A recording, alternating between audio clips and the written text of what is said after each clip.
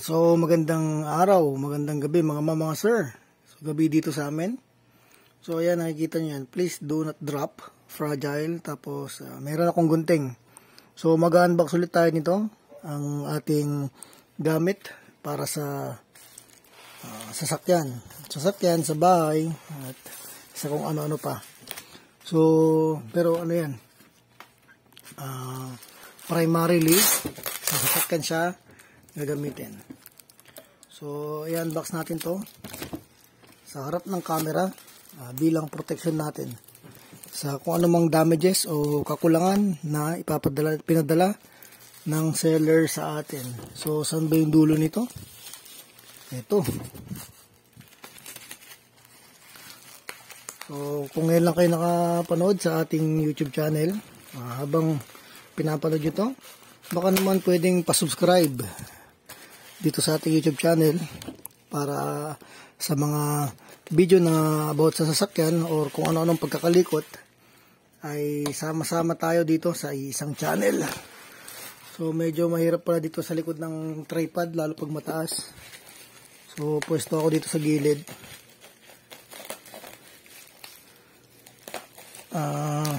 Pagka-subscribe niyo pala, hit nyo yung notification bell tapos yung all para at least lahat ng upload natin ay kayo ang unang ma-notify. So, daan-daan natin to.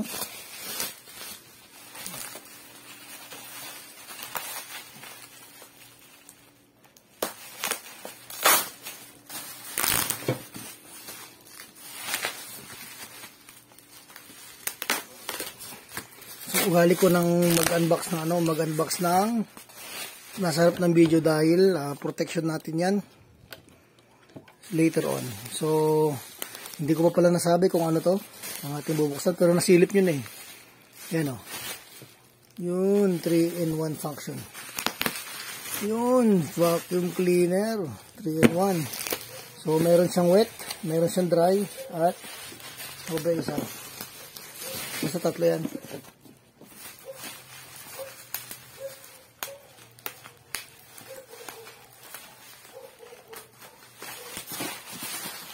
So medyo ingatan natin tong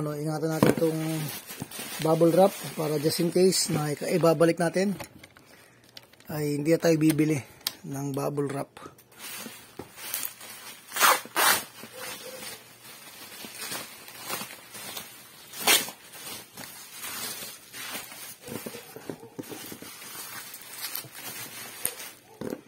So dito muna para mailabas lang natin. Para just in case ay nandyan na sa loob na tayo mahirapan mag-repack. So kahit sealed yan, may mga pagkakataon na may reject. Gaya nung battery charger na nabili natin. Battery charger ng sakyan. So nandyan din sa ating video list yun. Pwede nyo rin tignan. So yun, ang bango. Amoy bago yung ating vacuum cleaner. So, itong vacuum cleaner natin around 2.8. So, 2.6 pala. Tama ba? So, ganun. Ang ending na binayaran ko ay 3,000 plus shipping tsaka may mga ibang vouchers pa. So, nabibitin kasi ako dun sa maliit na vacuum cleaner namin. Yung ganito lang portable. 900 pesos. Sa Lazada din. Kasi hindi siya nakakatapos ng isang linis. So, tignan natin itong mga nasa labas kasama sa package. So, dalawang tubo. Kung ano man yung loko-loko na yung tubo na yan. Tapos, meron siyang ito, pang carpet. Meron siyang pang carpet. So, pag ganun yung haplos niya, patras. As brush, dito rubber para lalapat siya pag ganun. Ayun o. Dalawang tubo, tapos ang tawag dito ulo. Yan. Tapos yung mismong unit. So malaki, parang isang timba kasi 25 liters. Yan, tapos ito yung mga specs niya.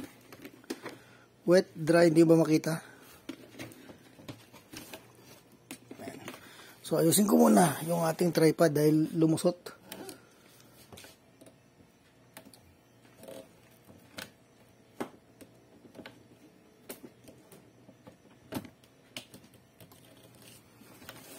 So yan. Ibaba ko ng tripod natin. Since nabuksan naman natin siya, baba ko ng tripod para medyo maganda yung kuha natin. So 25 liter yan, Fujihama. At ano natin yan, inspectin natin.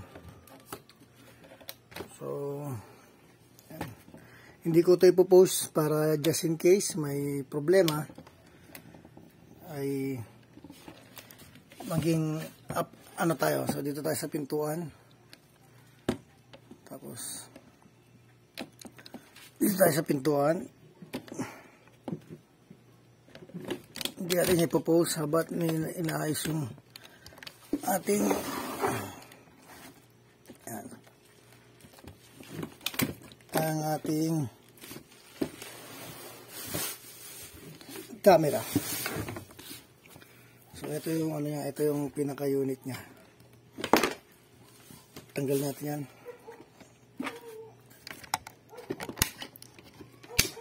So yan. Wet and dry vacuum cleaner. So bakit tinawag siyang 3-in-1? Kasi pwede siyang dry vacuum at wet vacuum, tapos mayroon siyang blower. So ito yung ano niya, yung buksan natin siya. Tingnan natin yung loob. Wow.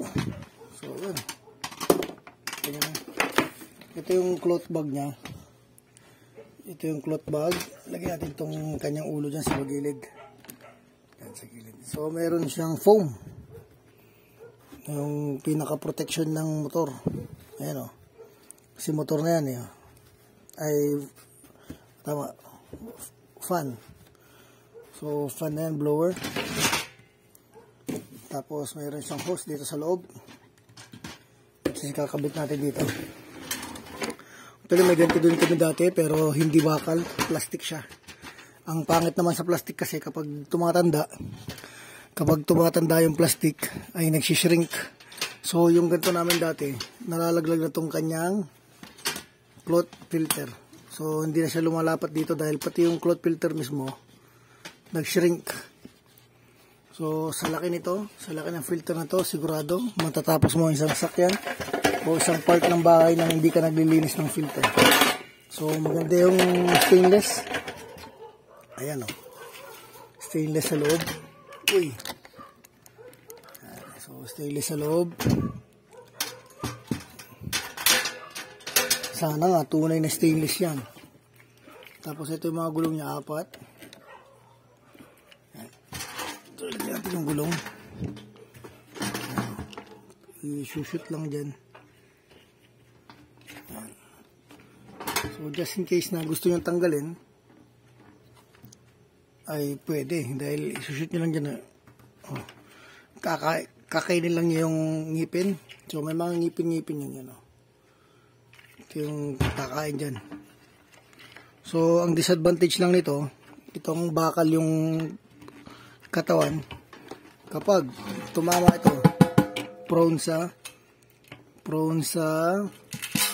yupe. So meron siyang chain dito, hindi ko alam kung para saan. So siguro mamaya check natin yan mamaya bakit meron siyang, tapos may spring. So assembly muna natin to para mapandar natin. Yan, prone nga sa yupe, yan o. Pero maganda dyan, kaya mo namang i-repair. Kung halimbawa may nabutas, may nayupe, kaya mo siyang i-repair. Hindi kagaya pag plastic, kailangan mong painitan, wala kang molde, iyak ka na lang. So ito, ididikit natin itong kanyang,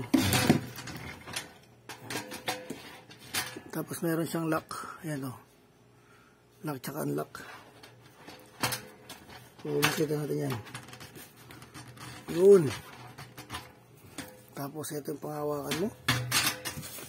Tapos meron din pala siyang ano, Yan. Para dyan. Para maganda yung pagkaka-vacuum. Meron din pala siyang manual. So, tignan natin yung manual niya. Kung gusto nyo basahin yung manual, papakita ko lang ng mabilis. Ipopost nyo na lang yung video. Ano? Small wheel pedestal. Yan. Paki-post na lang yung video. Filter bag, round brush. So, wala akong nakitang round brush. Tingnan ko muna yung round brush.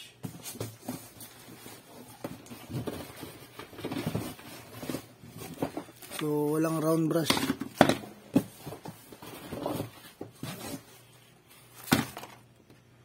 Floor brush, wala. Ito, floor brush, meron pero walang round brush. So, tubo ito, tubo. Assemble natin to. Plastic din. Plastic itong tubo niya. Which is prone sa basag kasi yung plastic niya ay yung plastic na malutong. So, mahaba siya. Yan. So, pagdudugtawin nyo lang dyan. Tapos, kung ito yung gusto nyo, yan. Shoot nyo lang dyan. Tapos, yun na. Pwede na. Yan. Yan. Pwede na. Tapos, tatanggalin nyo to. Kakabit doon sa dulo. So, siguro ito muna. Dahil ito lang yung flexibility yung gusto natin. Ituloy natin yung manual. Ito, ganito lang gusto natin dahil ganito naman yung vacuum natin dati. Tapos pwede siya mag-blow. Yan. Pwede mag-vacuum, pwede mag-blow. So ito yung mga precaution niya. Itignan nyo na lang. Post na lang yung video kung gusto nyo basahin. Pero sigurado ko di nyo naman ito babasahin. Titignan nyo lang yung mga picture-picture. So walang round brush. Wala. Yan. Strong wick. Pwede pala ito. Parang generic to. Strong wick. Wala namang ganito. Diretso control. Tapos yung filter bag cleaning nandito na rin.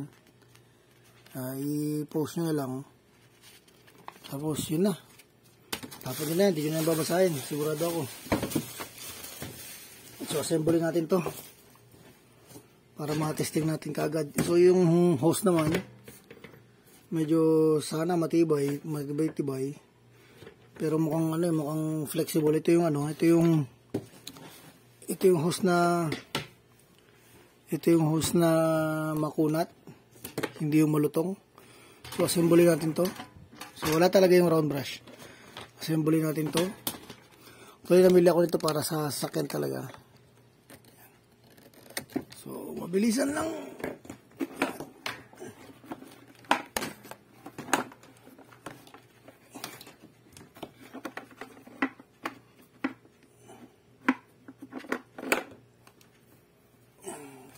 So, pardon me kung hindi ko na maipakita ng buo. Yan. So, kahit saan naman siguro yan. Tapos ikagat ko lang yung tenga.